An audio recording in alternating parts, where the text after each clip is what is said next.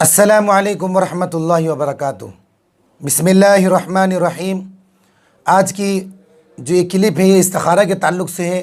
عام طور پر لوگ استخارہ کے تعلق سے پوچھتے ہیں کہ استخارہ کا کیا طریقہ ہے، استخارہ کا مسنون عمل کیا ہے، نبی کریم صلی اللہ علیہ وسلم استخارہ کے تعلق سے کیا عمل بتلا کر گئے ہیں، اور اس تعلق سے لوگوں کے درمیان میں غلط باتیں بھی عام طور پر رائج ہے۔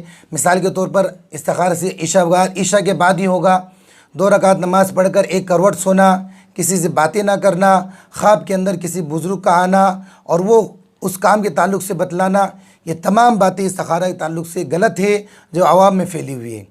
آج کی جو یہ کلپ ہے یہ استخارہ کے آداب کے تعلق سے ہے، جو تمام باتیں جو احادیث کی روشنی میں حضرات کی خدمت میں پیش ہوگی۔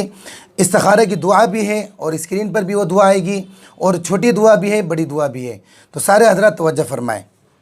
ہر اہم کام میں استخارہ کرنا۔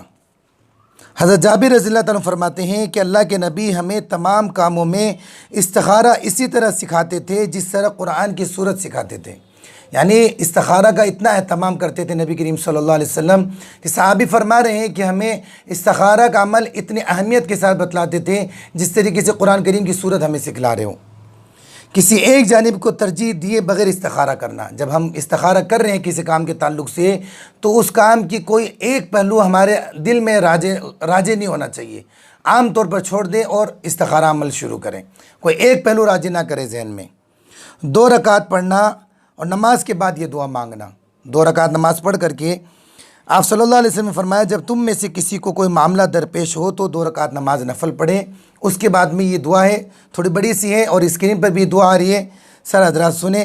اللہم انی استخیرک بعلمک واستقدرک بقدرتک واسألک من فضلک العظیم فإنک تقدر ولا اقدر وتعلم ولا اعلم وانت علام الغیوب اللہم ان کنت تعلم ان هذا الامر خیر لی فی دینی ومعاشی وعاقبت امری فاقدره لی ویسره لی ثم بارک لی فیہ وان کنت تعلم ان هذا الامر شر لی فی دینی ومعاشی وعاقبت امری فاصرف عنی واصرفنی عنہ واقدر لی الخیر حیث کان ثم رزنی بہ۔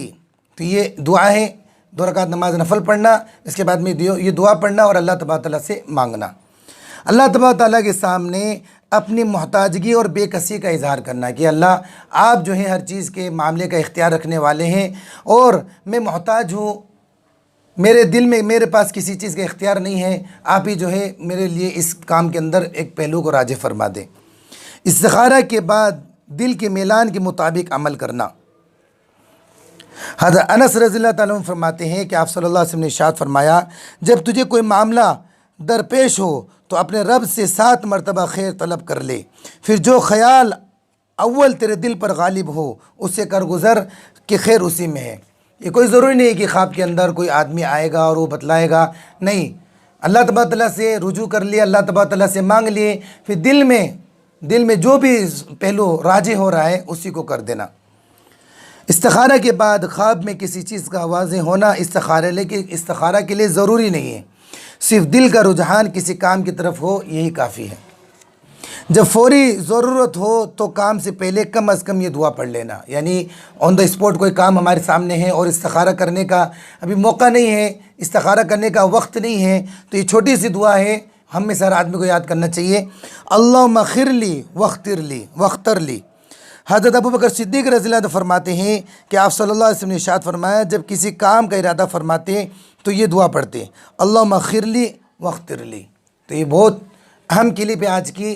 ان تمام باتوں کو جو استخارے کے تعلق سے ہم لوگ سنتے ہوئے آئے ہیں ان کی طرف دھیان نہ دیں، قرآن اور حدیث کی روشنی کے اندر یہ جو کلپ آپ حضرات کی خدمت میں ہے انشاءاللہ اسی پر عمل کریں گے۔